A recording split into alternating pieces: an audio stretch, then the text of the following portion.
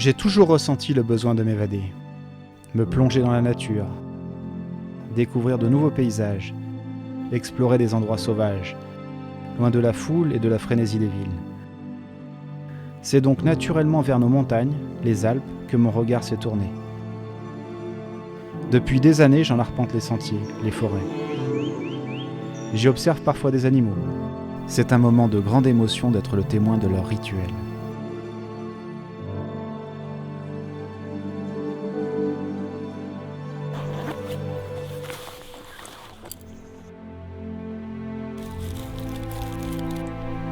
La nature est généreuse pour celui qui sait la découvrir et la respecter.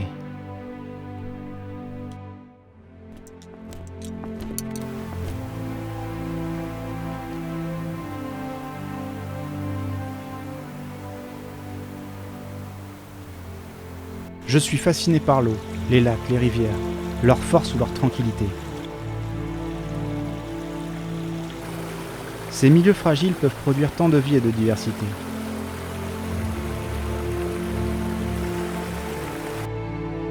C'est le plus souvent en direction des sommets, vers leurs sources, que je me dirige.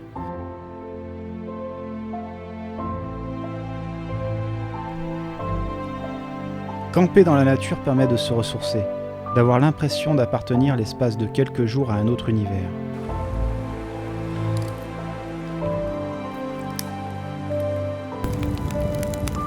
Le temps y prend une autre dimension. Transmettre ses valeurs, cet amour de la nature est essentiel. L'homme a trop tendance à oublier ses origines, ses instincts.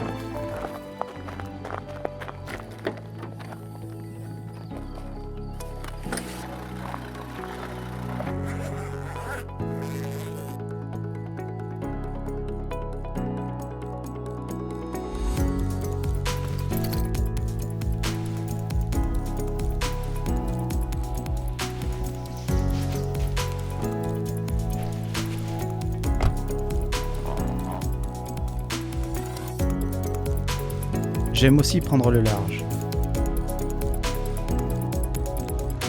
Quel bonheur de glisser sur l'eau. La sensation de liberté y est décuplée.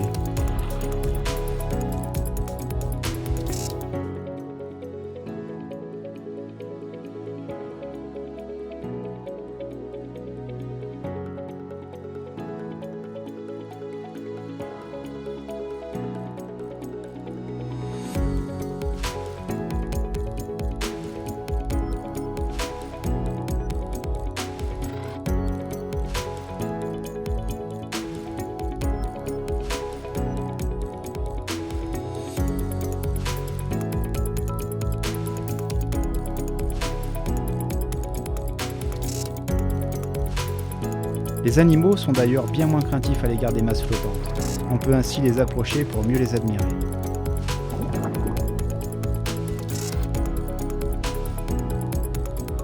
Voilà, je vous ai brièvement présenté mon état d'esprit. Laissez-moi désormais vous emmener à la pêche de la truite, au cœur de nos montagnes et de nos plus belles vallées. Je connais quelques coins qui devraient vous plaire.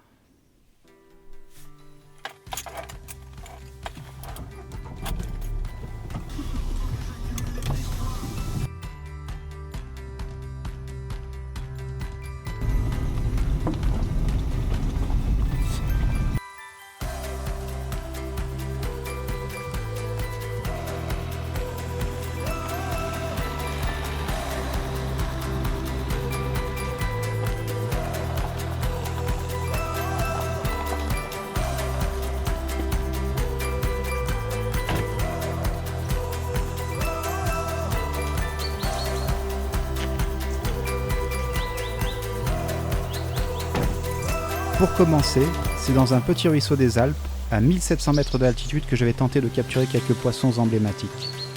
Principalement alimenté par l'eau de la fonte des neiges, ce torrent à l'eau très fraîche même en été se perd dans la roche à plusieurs endroits. Mais les truites y sont présentes et vigoureuses. Cachées sous les blocs rocheux, il faut parvenir à les surprendre.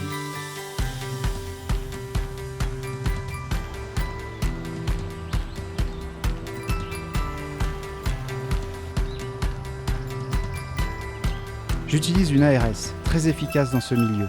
L'attaque peut survenir dès son entrée dans l'eau. C'est vraiment passionnant quand les truites sont actives.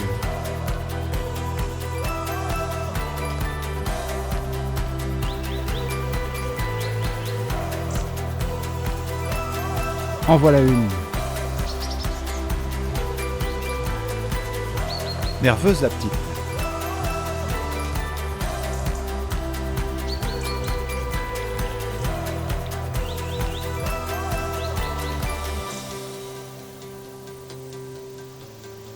Une approche furtive est impérative.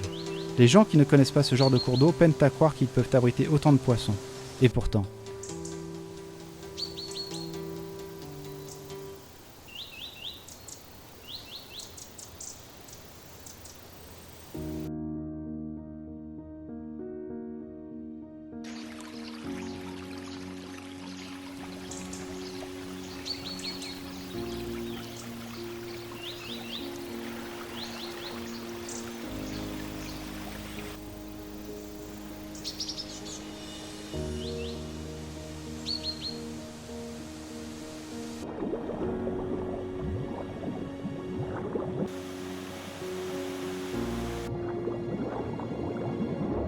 Ces eaux fraîches, pures et oxygénées font le bonheur de ces poissons sauvages.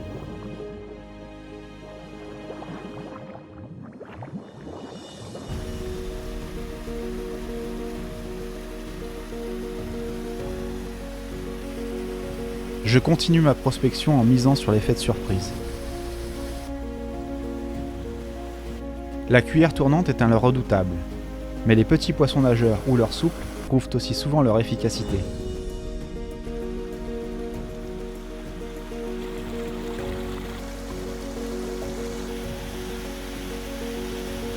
Presque chaque rocher abrite une truite. Le jeu consiste à les inciter à sortir de leur cachette.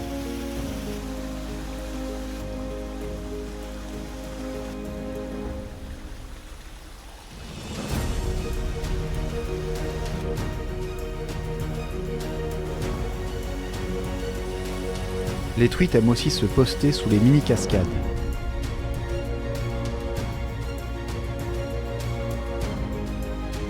Les prises se succèdent.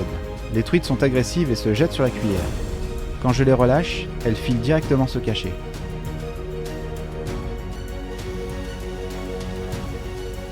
L'eau est partout en mouvement.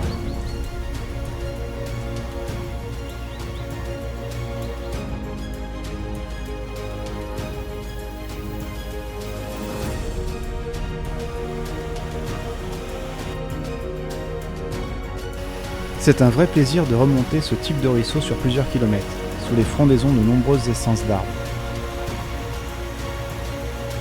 Il faut avancer à pas de sioux pour débusquer les poissons actifs.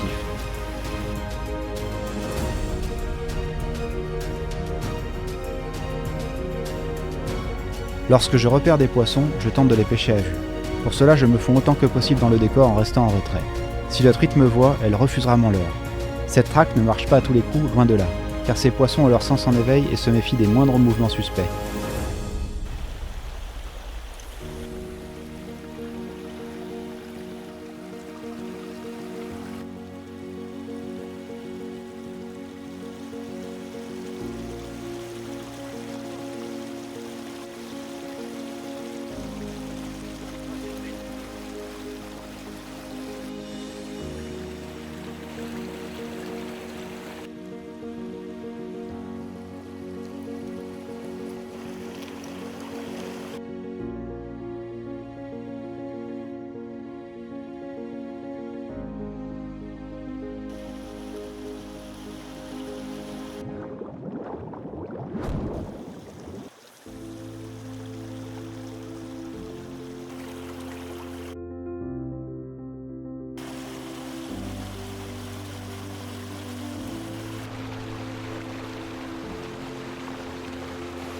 Je prospecte tous les types de postes et bien sûr je tente ma chance sous une belle cascade.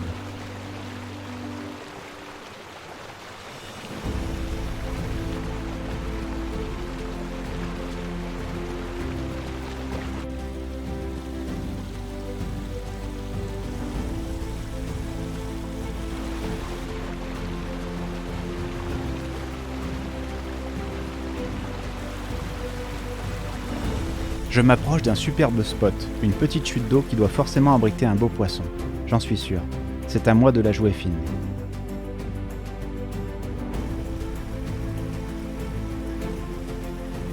Bingo! C'est un joli poisson. Ma capture se débat énergiquement.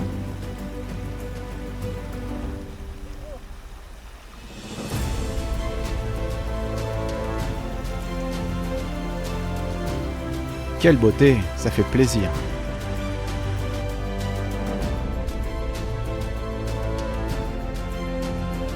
La journée touche à sa fin. Je profite de la belle lumière de ce soir d'été. Je ne me lasserai jamais de pêcher au milieu des montagnes et d'admirer ces paysages.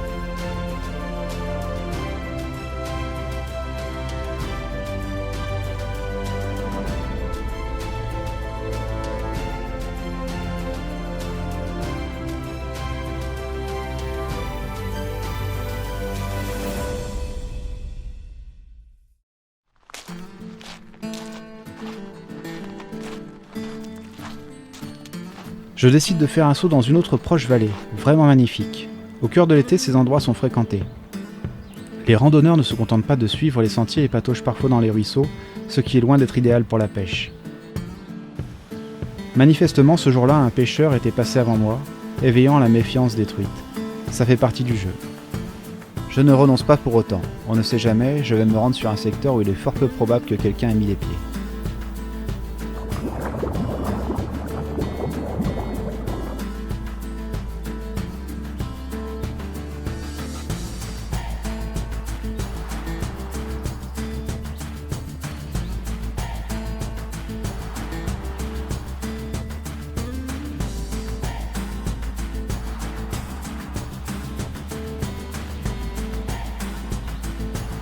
Je touche un super poisson qui malheureusement se décroche presque instantanément. Mon cri doit encore résonner dans la vallée.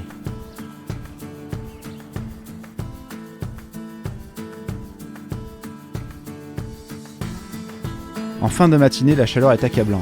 Je me désaltère à une fontaine et je retenterai ma chance demain matin sur une autre rivière.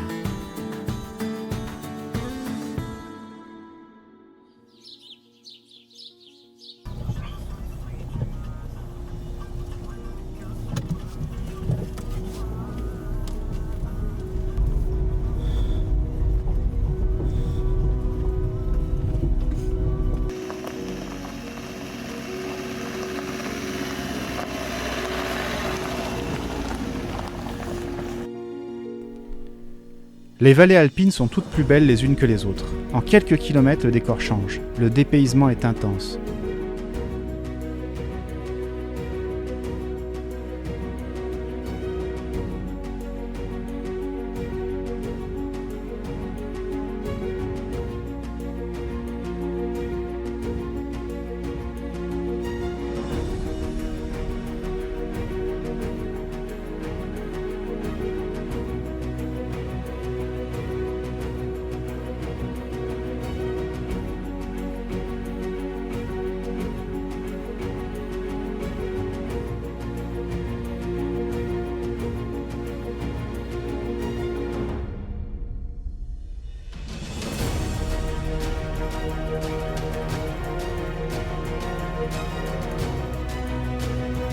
Dans ces rivières, les truites sont petites, mais qu'importe.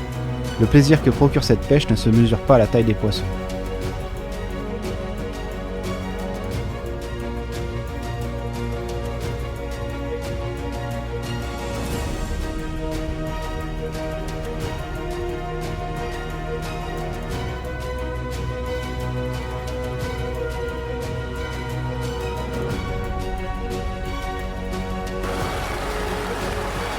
Au fil de l'eau, les captures s'enchaînent.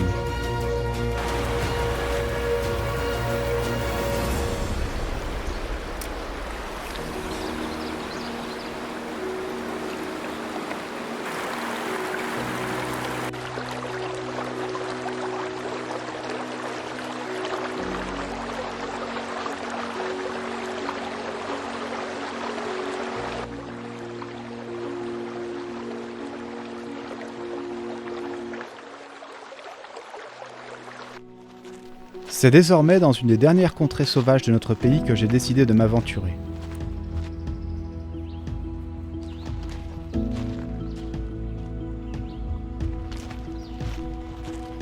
Pour y accéder, 1h30 de marche est nécessaire, à flanc de falaise et en empruntant des passages escarpés.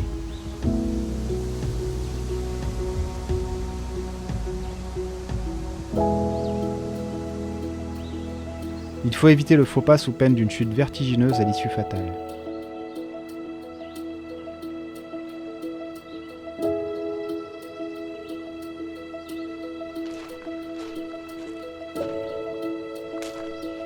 Cette vallée préservée n'est pas habitée et aucune route n'y a été tracée à l'exception de quelques sentiers.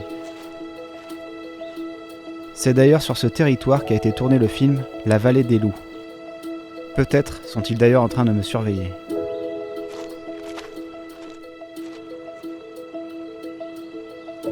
Il ne faut pas hésiter à marquer des arrêts pour observer la nature, comme ce couple de chevreuils batifolant dans les prés.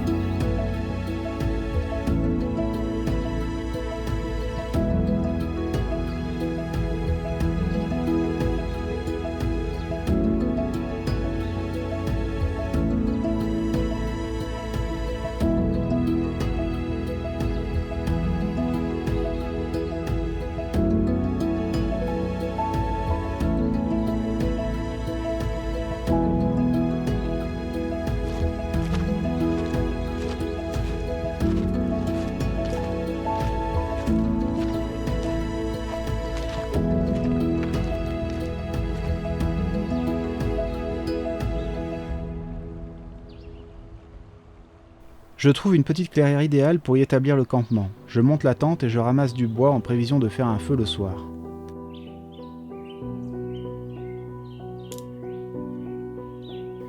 La vallée est si peu fréquentée que je peux laisser ma tente et mes affaires en toute quiétude. Ici, les voleurs ne courent pas les rues, ou plutôt les sentiers.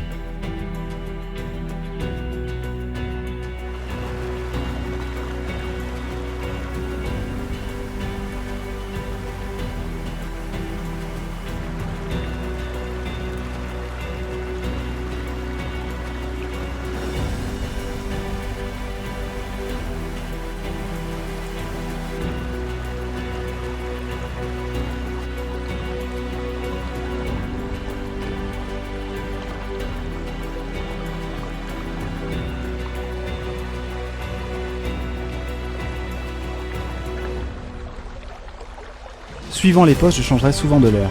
Dans les amortis bien marqués, je pêche au BTK Swimmer. Je mets de grands coups de sion de gauche à droite pour le désaxer afin d'obtenir une nage frétillante, irrésistible pour les poissons. Durant ces 2 jours et sans surprise, je ne croiserai aucun pêcheur. Ma seule rencontre sera un troupeau de vaches, et bien sûr de nombreuses truites.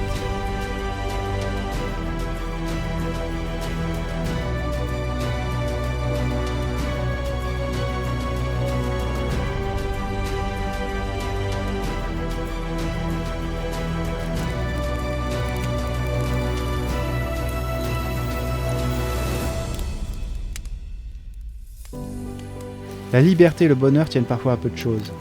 Un sac à dos, une tente, un feu de camp, une canne à pêche et une immersion dans un paysage grandiose.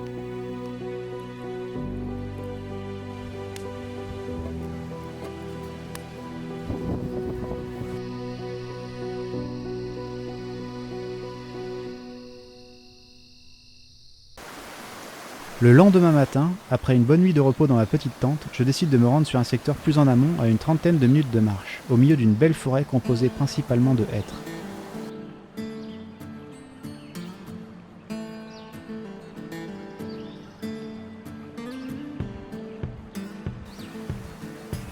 Dès les premiers lancers, les truites prouvent qu'elles sont bien réveillées.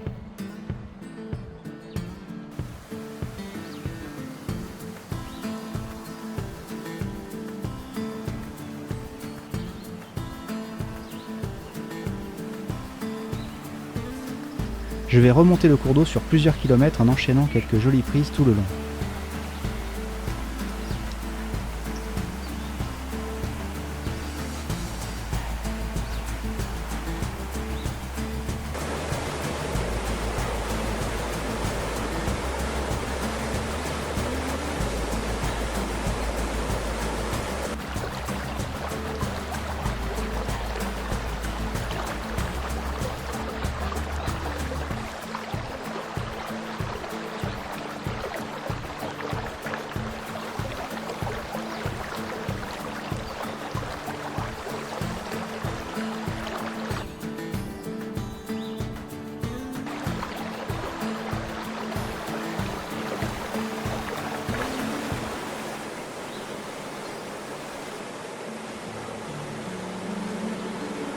C'est pour ça que je suis venu de si loin, pour le plaisir de vivre ces moments de communion avec la nature, de ressentir ces éléments en mouvement et cette sensation d'en faire partie.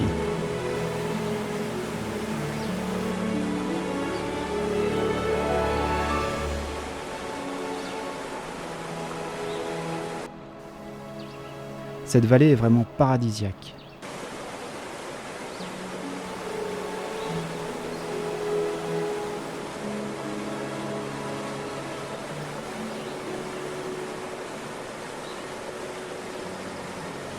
De temps en temps, un poisson exceptionnel me rend visite.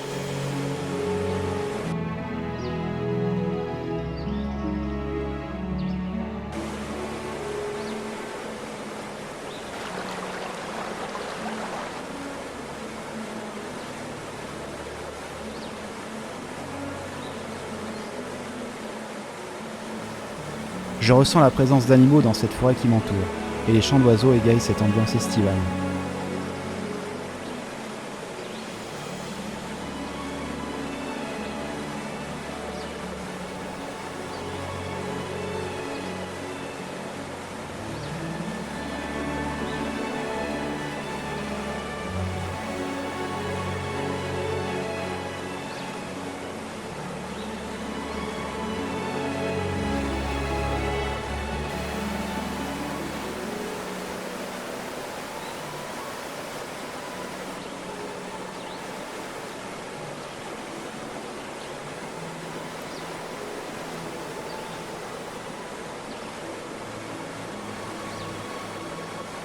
Après de multiples captures que je veille à bien relâcher, il est temps pour moi de prendre le chemin du retour sous un soleil de plomb.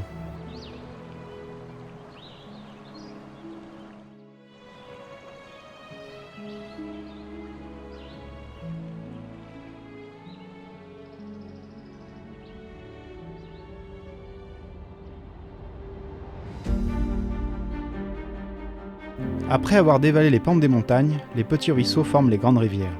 En quelques dizaines de kilomètres, les lys s'élargissent et la taille des truites augmente. Lors de la fonte des neiges, ces rivières se transforment en d'énormes torrents. La puissance des flots est telle que les truites sont chahutées et parfois transportées en aval. Certaines n'y survivent pas. Mais nous sommes en été et les rivières sont beaucoup plus propices à la pêche.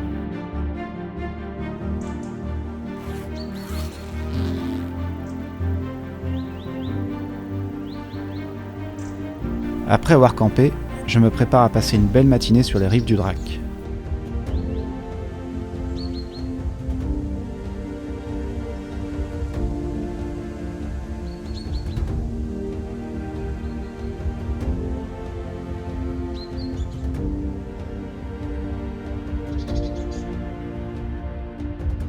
Il ne semble pas y avoir un humain à plusieurs kilomètres à la ronde. Je vais pouvoir vivre un tête-à-tête avec la rivière.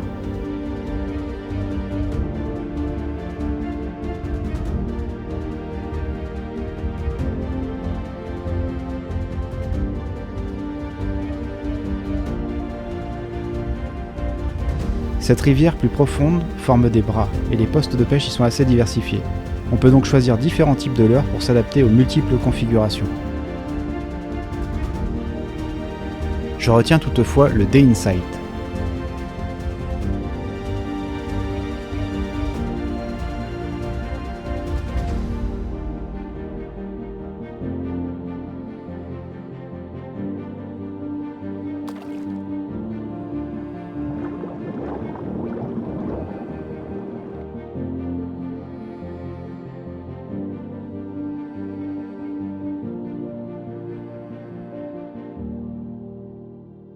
L'animation rapide du Day in Sight en plein courant ne devrait pas laisser les truites indifférentes.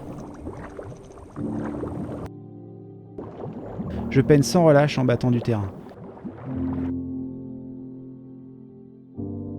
Mon leurre évolue dans cette eau claire et j'espère qu'il va croiser la trajectoire d'une truite.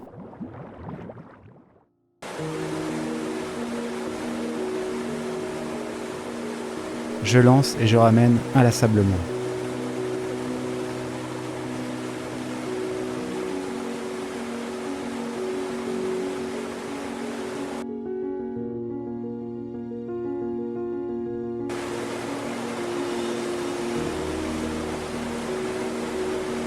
sur certaines portions, je repasse à la cuillère qui est vraiment le leurre susceptible d'exciter quelques poissons. La palette tourne et virevolte dans le courant. Il y a forcément une truite qui va se jeter dessus.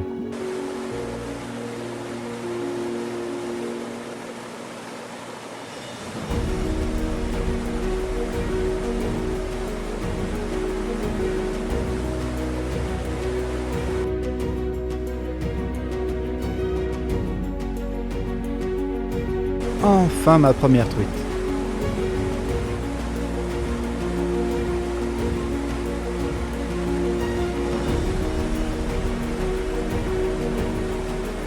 Je repasse au poisson nageur et en quelques minutes, je capture plusieurs truites de taille modeste.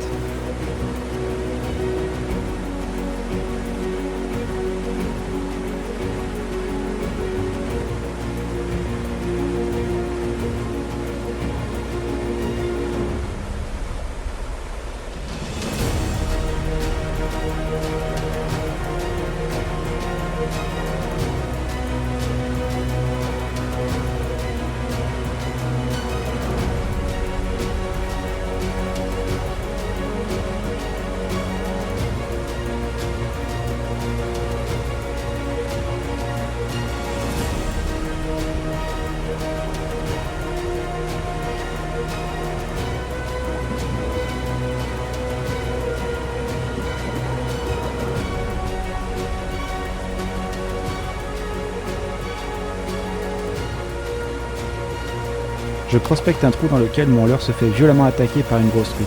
Et là, ce poisson tant convoité se décroche. L'activité des truites a considérablement baissé.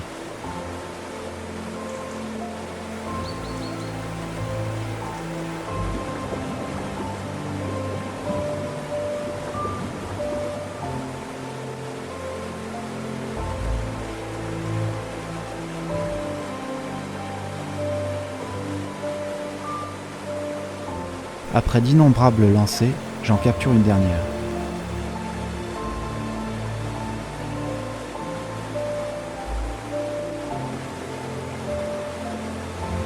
Je savoure d'être au grand air et cette sensation de liberté.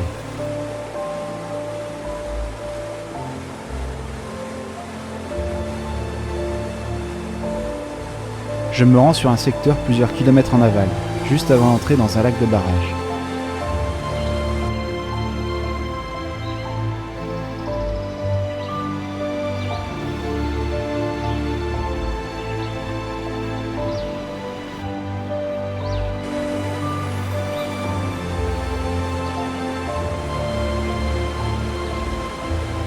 La rivière coule au milieu de gorges impressionnantes.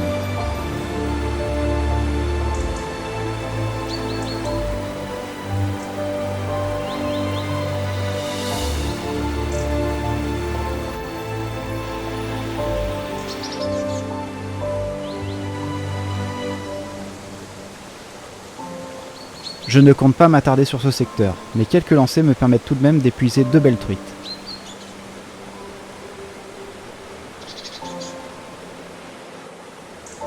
Il est temps pour moi d'aller défier les gros poissons des rivières de plaine, à commencer par l'Isère.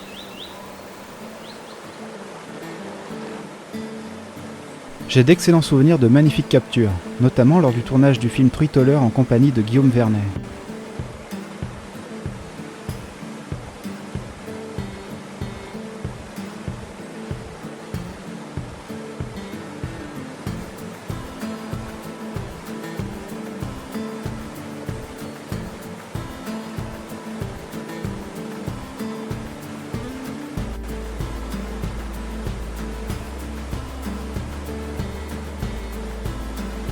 Le lieu est sauvage. Il n'est pas rare d'y croiser des sangliers, des castors et bien d'autres animaux qui profitent de la ripisylve, cette végétation bordant les milieux aquatiques.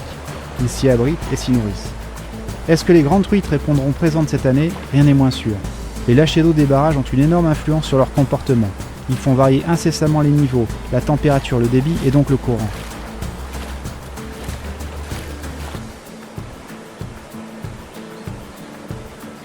Un autre Guillaume m'accompagne cette année. C'est toujours un plaisir de partager ces moments avec un ami.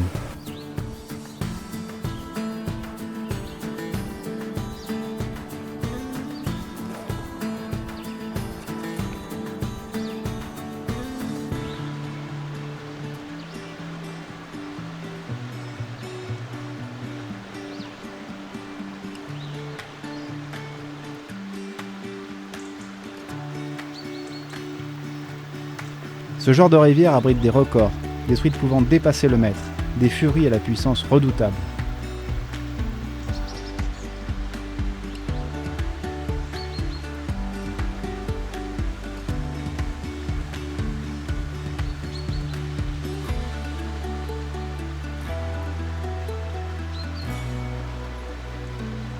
C'est Guillaume qui capture la première truite.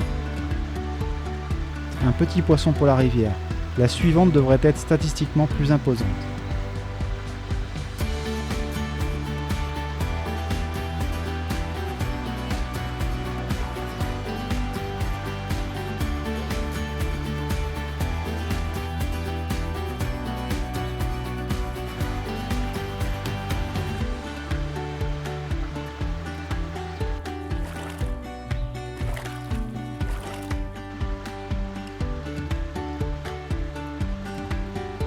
Cette fois, la truite est de belle taille, typique de la rivière.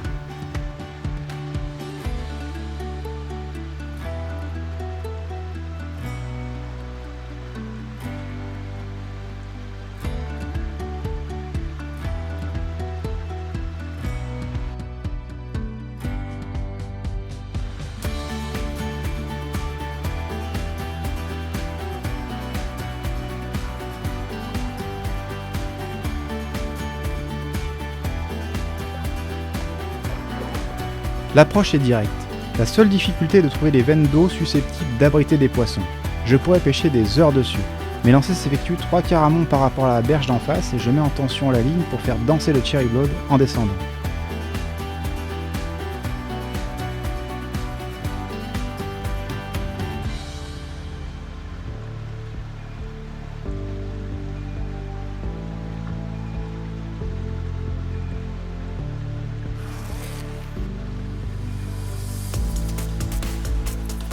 L'attaque survient généralement quand le leurre se désaxe du courant principal et ralentit.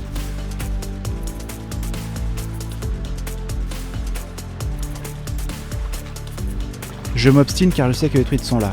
Il suffit d'un rien pour subir une attaque, un passage précis, voire un simple mouvement d'eau qui peut déclencher une activité chez les poissons calés.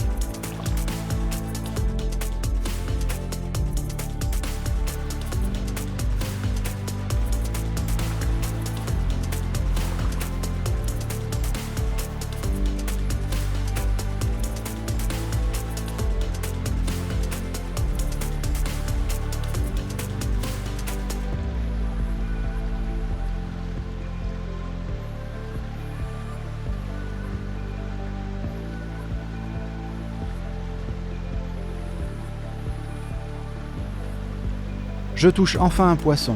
La truite semble de belle taille et elle a de l'énergie à revendre. Elle me tient tête et n'a pas envie de finir dans les mailles du filet.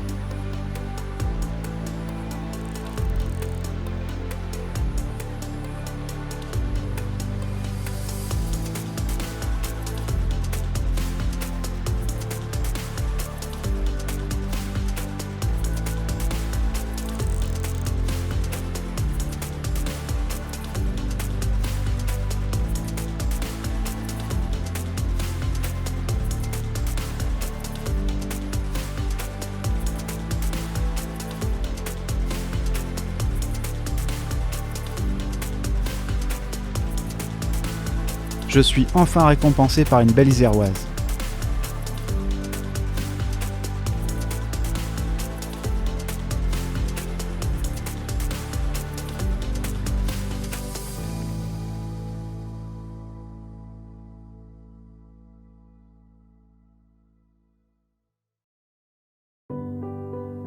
Ma dernière destination sera la rivière d'Ain, une large rivière de plaine qui malheureusement depuis quelques années subit les conséquences du réchauffement climatique.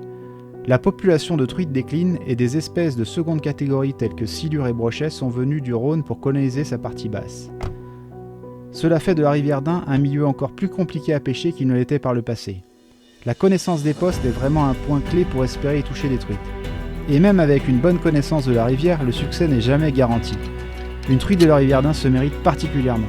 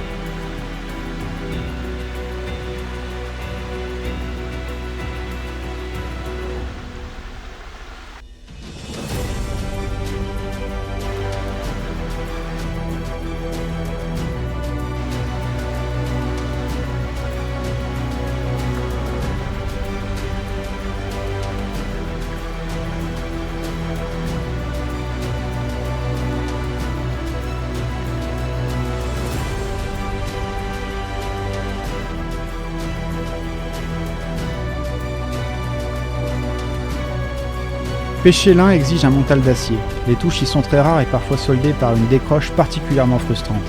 Il faut rester concentré et y croire, ne pas se décourager.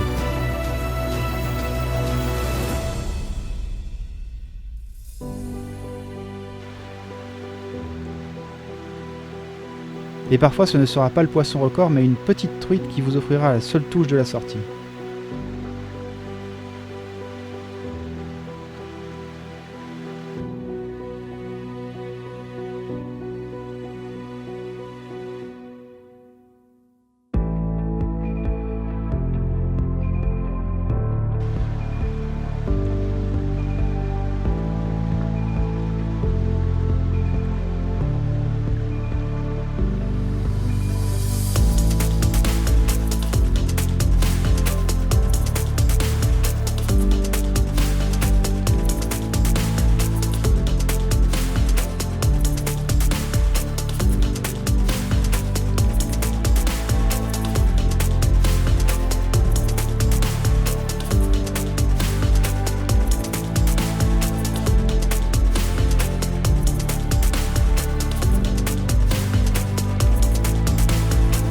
Ça y est, la première belle truite de lin est au bout de ma ligne et m'oppose une jolie défense.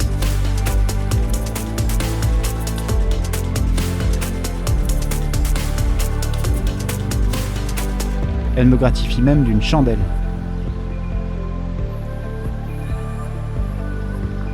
Après 2 minutes sous haute tension, l'affaire est dans le sac.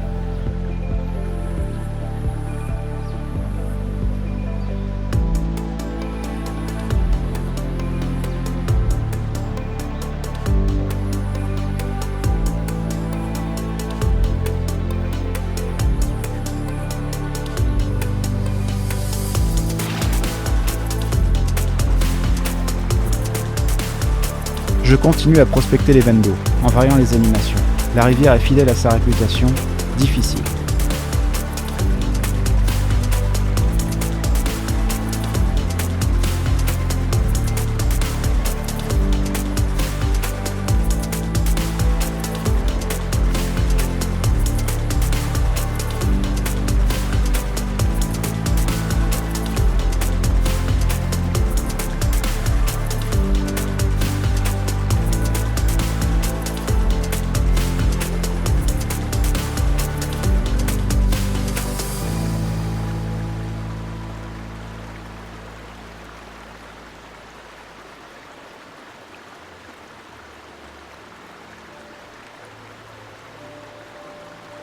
L'observation de vairons rassemblés pour la reproduction m'incitera logiquement à opter pour le D-Contact couleur Vairons. De bons twitch pour le faire slalomer au-dessus des galets, au moment propice, déclencheront les touches dans les radiers. Le coup du soir est toujours un moment clé, il faut redoubler de concentration car tout peut se jouer en quelques minutes quand les truites entrent en phase de chasse.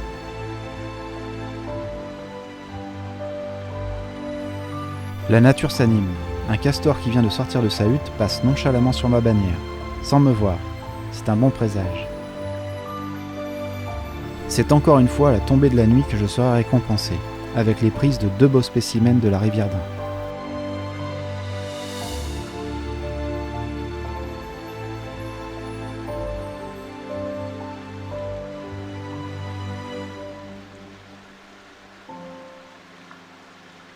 Ma saison de pêche se termine sur ces belles captures que je remets dans leur élément.